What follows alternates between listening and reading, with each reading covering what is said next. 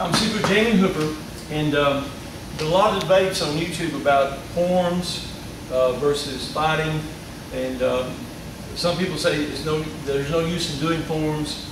It's a waste of time. First of all, that's completely wrong. In my 43 years experience, forms, the secrets of the system is passed down within the forms. Forms are like an encyclopedia. You don't fight with the form, but you fight with what's in the form. And the forms are done in such a way to attack vulnerable parts of the body. Forms have joint locking, bone breaking, killing techniques, the proper way, different strikes. You know, in Kung Fu, you have finger strikes, you have different kinds of fists, you have different kinds of palm strikes, you have different kinds of things, the praying mantis, you've got the grass, you've got different things, the hook. But just let me talk about forms just for a moment, okay? I've done forms. I've worked so hard on forms since 1971. I've worked on forms since 1971. And at first I hated forms, but then when I realized the secrets and the things that were hidden in the forms, to the Japanese it would be the application of the forms, which I think is the bunkai, the bunkai. And so, of course, I hope I said that right. I'm not sure. I mean, I said it wrong. Yeah, the proper application of the kata. And so I don't do Japanese, I do Chinese martial arts. But anyway, in the Chinese martial arts, within especially the northern styles that I practice, the secrets are all in the forms. And you have to master the form. It's very important. And then you take what's out of the form and you apply it. So real quick, let me go over some things that will help you with your forms. Know the form. Know it. Ask your teacher about it. Know the name of the form. Why is your form named? Why is Bongbo named Bongbo?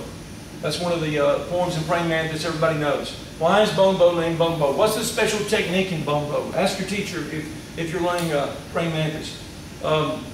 Know the focus and know the right expressions of the movements. Know the secret. After you get all that together and you mastered, that your teacher is pleased with the way you do your forms. Then your teacher then will, if he really trusts you, he'll show you the hidden secrets within the form and how to apply them in real life in fighting. Because a lot of the techniques are deadly and they can kill and maim and really ruin someone's life forever. So it's very important. Only honorable people, only honorable students learn these type of techniques that are hidden. Know the way.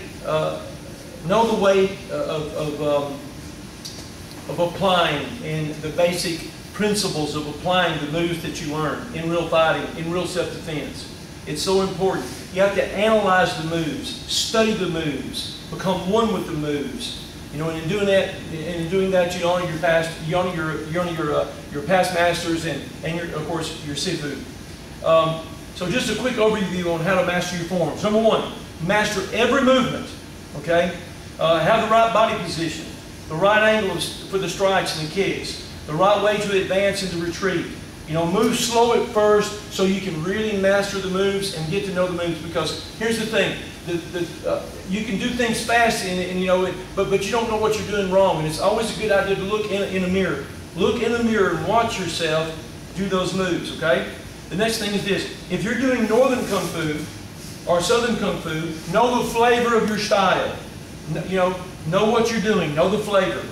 Don't do Southern Kung Fu like Northern Kung Fu, and don't do Northern Kung Fu like Southern Kung Fu.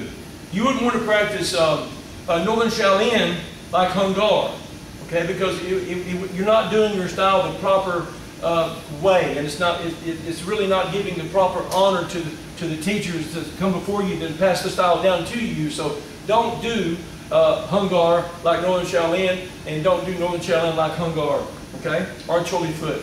And the thing is remember, Northern Kung Fu is done fast, it's soft, the power is not so evident.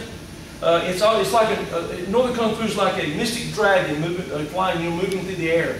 It's very hard to see the power, but the power is there. It's invisible. Remember this: the way you see it may not be the way it is. That's just the way you see it. It's what's behind what you do not see that you need to know.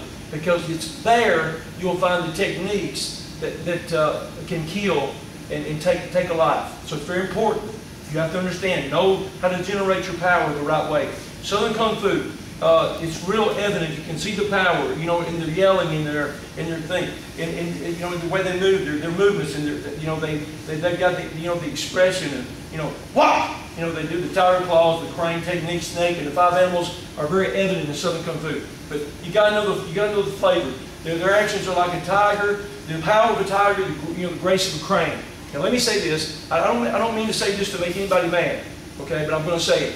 If you're doing karate or whatever style, and you go to a tournament, and all you do is scream bloody murder the whole time you're doing a form, and every time you do a form, you're yeah, whoa, yeah, and you just scream like a nut. Listen, you are not being judged on your screaming or shouting because it's ridiculous. When you say, you know, let's say the karate people say ki, it means to express air. It doesn't mean to scream bloody murder. Kung Fu people don't scream because we just let the air flow naturally. There's a proper way to breathe and there's a wrong way to breathe. So when you're doing a form in front of judges, screaming your brains out is not going to get you extra points. It certainly would not get you any extra points from me. I'm not judging you on your screaming or yelling or your ki. I'm looking at your moves and how well you're executing them. Okay? Now,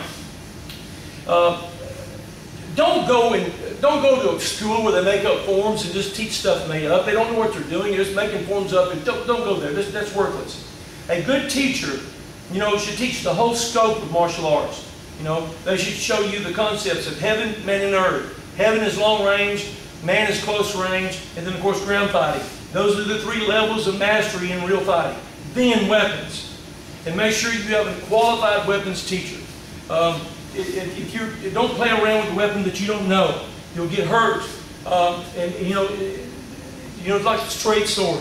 It'll take you a lifetime to learn and master a Wudong sword. It'll take you a lifetime, a whole life, for you to become like the sword. You become one with the sword. Okay? So it takes a lifetime of practice, a lifetime. So within the realm of the weapons, you practice long weapons, short weapons, flexible weapons, and you really analyze your techniques. You take the hidden secrets that are in the forms that your teacher will teach you when you are trustworthy, so that you can apply them the correct way. Yes, martial arts is about overcoming yourself, and then if you have to, overcoming someone else.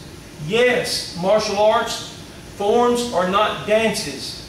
They are serious training. The movements, the encyclopedia of techniques so you can remember them, and you take those movements out and you use individual movements in real fighting. So listen, practice hard, train hard, and don't forget, the traditional way is the best way.